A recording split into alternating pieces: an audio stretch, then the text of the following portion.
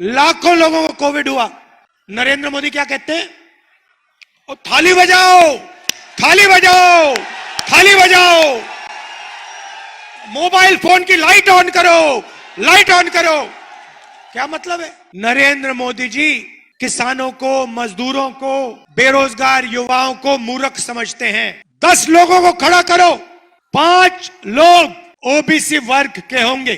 आप अपनी शक्ति समझिए, आपका अपमान हो रहा है।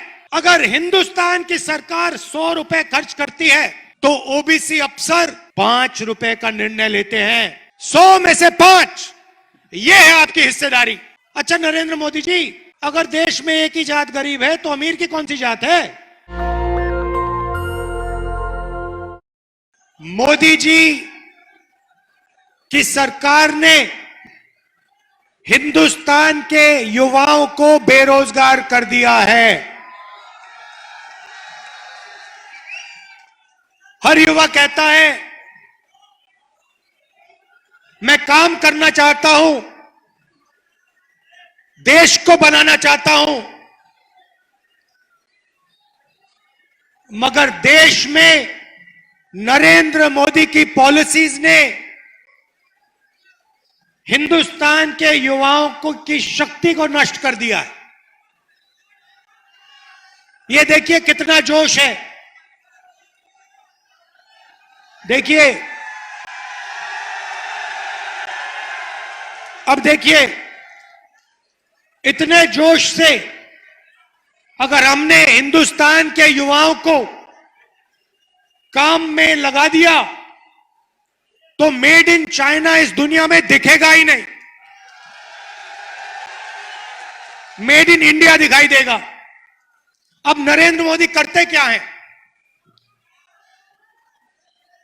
12,000 करोड़ रुपए के हवाई जहाज में, 12,000 करोड़ रुपए के हवाई जहाज में 12 करोड़ रुपए की गाड़ी में घूमते हैं। आपने पिछले 10 साल में नरेंद्र मोदी को किसी किसान के साथ देखा है? किसी मजदूर के साथ देखा है? किसी छोटे दुकानदार का हाथ पकड़ते हुए देखा है? नहीं दिखेंगे भाई और बहनों। वो आपको हवाई जहाज में अमेरिका जाते हुए देखेंगे, उधर अमेरिका के राष्ट्रपति से गले मिलते हुए देखेंगे, राइट? अदानी जी के साथ फोटो में ऐसे दिखेंगे जैसे 2 मित्र एक साथ खड़े होते हैं, मगर गरीब किसान के साथ, मजदूर के साथ, बेरोजगार युवा के साथ नहीं दिखेंगे। नरेंद्र मोदी जी किसानों को, मजदूरों को, बेरोजगार युवाओं को मूर्ख समझते हैं। पूरा का पूरा काम अदानी का, सड़कें अदानी की, सीमेंट के प्लांट अदानी के, एयरपोर्ट अदानी के, जयपुर एयरपोर्ट अदानी का, पोर्ट्स अदानी के। पहले अदानी जी दुनिया के सबसे अमीर लोगों में से 600 नंबर पे थे। दूसरे नंबर तक नरेंद्र मोदी ने अपने मित्रों को पहुंचा दिया। बीजेपी अरबपतियों के साथ खड़ी होती है, कांग्रेस पार्टी किसानों के साथ, युवाओं के साथ, मजदूरों के साथ खड़ी होती है।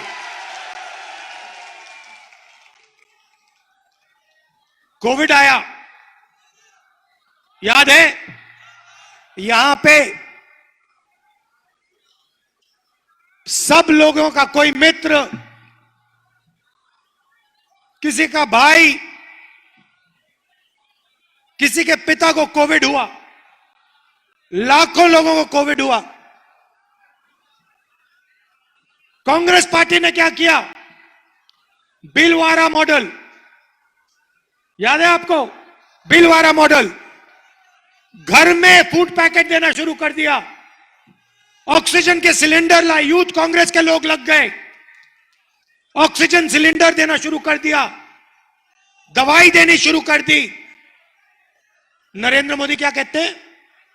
और थाली बजाओ, थाली बजाओ, थाली बजाओ, मोबाइल फोन की लाइट ऑन करो, लाइट ऑन करो। क्या मतलब है? क्या मतलब है? थाली बजाओ, लाइट ऑन करो। उनका आपने आजकल भाषण देखा होगा। अपने भाषण में पहले कहते थे, मित्रों मैं ओबीसी हूं, मैं पिछड़ी जात का हूं। हर भाषण में मैंने जाति जनगणना की बात बोली। पार्लियामेंट में मैंने एक भाषण दिया, मैंने कहा इस देश में जाति जनगणना होनी चाहिए। ताली बजाइए, और जोर से ताली बजाइए। मैं बताता हूं आपको जाति जनगणना क्या है, आज मैं आपको बताना चाहता हूं। सबसे पहले आपसे सवाल पूछता हूं, इस देश में ओबीसी वर्ग के कितने लोग हैं? कोई नहीं बता सकता, कोई नहीं बता सकता। भाइयों और बहनों, इसका कारण है, यह एक साजिश है। आपको आपकी सच्ची जनसंख्या, आपकी सच्ची आबादी नहीं बताना चाहते हैं। भाइयों और बहनों, कम से कम ओबीसी की आबादी इस देश में, पिछड़ों की आबादी इस देश में 50% है। 50%। मतलब अगर आप इस देश में कहीं भी 10 लोगों को खड़ा करो, 5 लोग ओबीसी वर्ग के होंगे। आप अपनी शक्ति समझिए। मैंने सवाल पूछा पार्लियामेंट में नरेंद्र मोदी के सामने। मैंने कहा, नरेंद्र मोदी जी, आप अपने आप को ओबीसी कहते हो, ओबीसी कहकर आप चुनाव जीते, 12,000 करोड़ रुपए के हवाई जहाज में उड़ते हो,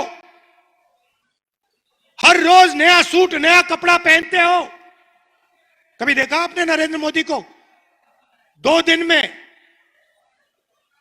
जहां उन्होंने नया कपड़ा ना पहना हो? हर रोज 2-3 नए कपड़े पहनते हैं। मैंने उनसे कहा, मोदी जी बताइए, इस देश में ओबीसी कितने? नरेंद्र मोदी जी का जवाब आता है, भाइयों और बहनों, इस देश में एक ही जात है, वो है गरीब। सिर्फ गरीब, और कोई जात ही नहीं है। मतलब ना ओबीसी, ना दलित, ना आदिवासी, कोई जात नहीं। मगर आप ओबीसी, नरेंद्र मोदी ओबीसी। देश में कोई जात नहीं, देश में सिर्फ गरीबों की एक जात है। अच्छा, जब समय आया, ओबीसी को उसका हक देने का समय आया, नरेंद्र मोदी जी कहते जात ही नहीं है, सिर्फ गरीब है हिंदुस्तान में।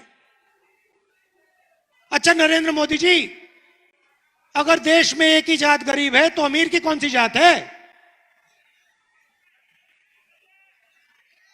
तो नरेंद्र मोदी, जैसे ही मैंने ओबीसी जाति जनगणना की बात उठाई, नरेंद्र मोदी कहते जाति नहीं। अब मैंने ये बात उठाई क्यों, मैं आपको बताता हूं। बात इसलिए उठाई, हिंदुस्तान को भाइयों और बहनों एमएलए और एमपी नहीं चलाते। हिंदुस्तान के किसी भी बच्चे से आप पूछो क्या करना चाहते हो, कहेगा मैं आईएएस में जाना चाहता हूं। सही क्यों कहता है? क्योंकि वो जानता है कि आईएएस के अफसर इस देश को चलाते हैं। चुनाव में एमएलए बदल जाता है, एमपी बदल जाता है, आईएएस अफसर कभी नहीं बदलता। ये हिंदुस्तान की सरकार को 90 अफसर चलाते हैं। अगर ओबीसी की सरकार है, अगर दलितों की सरकार है, आदिवासियों की सरकार है, तो 90 में से पिछड़े कितने? 90 अफसरों में से पिछड़े कितने?